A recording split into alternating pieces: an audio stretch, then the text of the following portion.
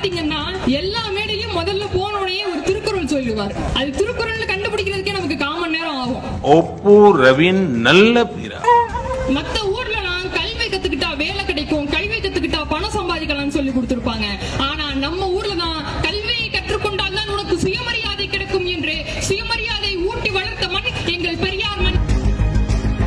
இப்பவே தமிழகத்தில் உள்ள பிரச்சனையை யாரும் இங்க காது கொடுத்து கேட்கறது இல்ல. இப்போ நம்மளை விட அவங்க பிரதிநிதிகள் அதிகமாயிட்டாங்கன்னா நம்ம தமிழகம் கடைசி வரையும் இதே மாதிரி தனியா நிற்க வேண்டிய நிலைமை இந்த ஒன்றிய அரசால் வந்துவிடும். இந்தி வேணுங்கிறவங்க படிச்சுக்கலாம், அதை இங்க யாருமே எதிர்க்கல. ஆனா இவங்க இந்தி படிச்சாதான் உங்களுக்கு வேலை, இந்தி படித்தால் தான் உங்களுக்கு நிதி ஒதுக்கீடு என்று இந்த திராவிட மாடல் அரசை எதிர்த்து 300 ஆண்டுகளுக்கு முன்பு வந்த இந்தியை நீ திணிக்கிறாய் என்றால் 2000 ஆண்டுகளுக்கு முன்பு வந்த தமிழை வைத்துக் கொண்டு எங்கள் உயிர் போகும் முறை கடைசி வரையில் நாங்கள் போராடுவோம்.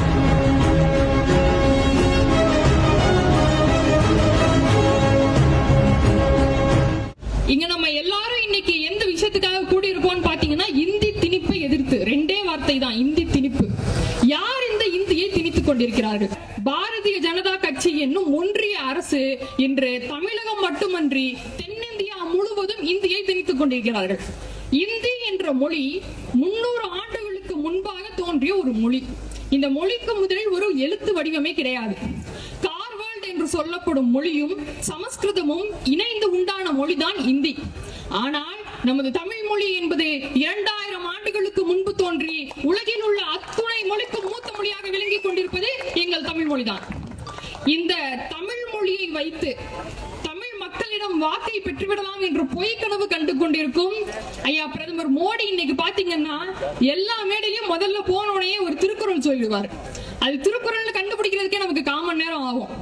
அப்படி திருக்குறளை வச்சு இங்க நாடகம் ஆடிட்டு இருக்க ஐயா மோடி நம்ம தமிழ் மொழிக்காக கடந்த 10 ஆண்டுகளில் செலவழித்த நிதி ஒதுக்கீடு பாத்தீங்கன்னா வெறும் 127 கோடி ரூபாய் 10 ஆண்டுகளில். ஆனா செத்து போன இறந்து போன மொழியாக கருதப்படுகிற சமஸ்கிருதம் என்னும் மொழி, இந்த சமஸ்கிருத மொழி எந்த பேச்சு மொழியும் கிடையாது, எழுத்து மொழியும் கிடையாது. வெறும் மந்திரம் ஓதுறதுக்காக உருவாக்கின மொழி சமஸ்கிருத மொழி. அந்த சமஸ்கிருத மொழிக்காக கிட்டத்தட்ட 2500 கோடி செலவிட்டு தமிழகத்தை தொடர்ந்து வஞ்சித்துக் கொண்டிருக்கிறது இந்த ஒன்றிய அரசு. மத்த ஊர்ல நான் கல்வி கத்துக்கிட்டா வேலை கிடைக்கும், கல்வி கத்துக்கிட்டா பணம் சம்பாதிக்கலாம்னு சொல்லி கொடுத்திருப்பாங்க.